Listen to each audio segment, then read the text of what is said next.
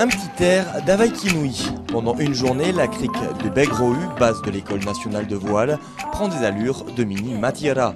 Année après année, le Vaha connaît un succès croissant en métropole. Pour exemple, l'an dernier, 10 équipages V6 hommes ont pris part à la compétition. Aujourd'hui, c'est plus du double. La pirogue est la seule embarcation par équipe. Ceci explique cela. C'est le seul sport au sein de la fédération concernant la mer qui est un sport d'équipage. Donc ça s'arrête à K2, qu'il n'y a que 2 places. Et là, le Vaha permet de recouper un assez important de personnes sur un équipage. L'idée, c'est de partir en mer et puis savoir se confronter aux autres. Et en même temps, c'est le partage entre tous ces rameurs qui sont sur le bateau et puis tous les équipages qui sont à côté, qui sont des gars qu'on connaît. Sur l'eau, c'est le combat, mais au bord, c'est toute une grande famille. Venus de tout l'Hexagone, les Polynésiens de métropole ne pouvaient manquer cet événement. Même si l'écart entre Polynésiens et métropolitains se réduit, les équipages Maori suscitent toujours le respect.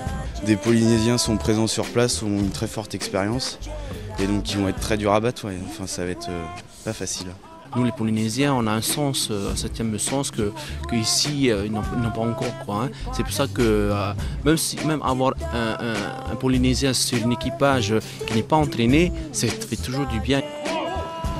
C'est pourtant un équipage de la région parisienne qui va l'emporter.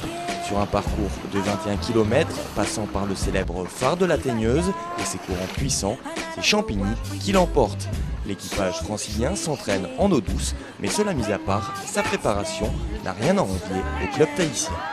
Nous, on s'entraîne sur les grosses périodes, on s'entraîne 1 fois par jour, 1 à 2 fois par jour. Donc c'est beaucoup d'efforts, beaucoup de sacrifices, et ça finit toujours par payer.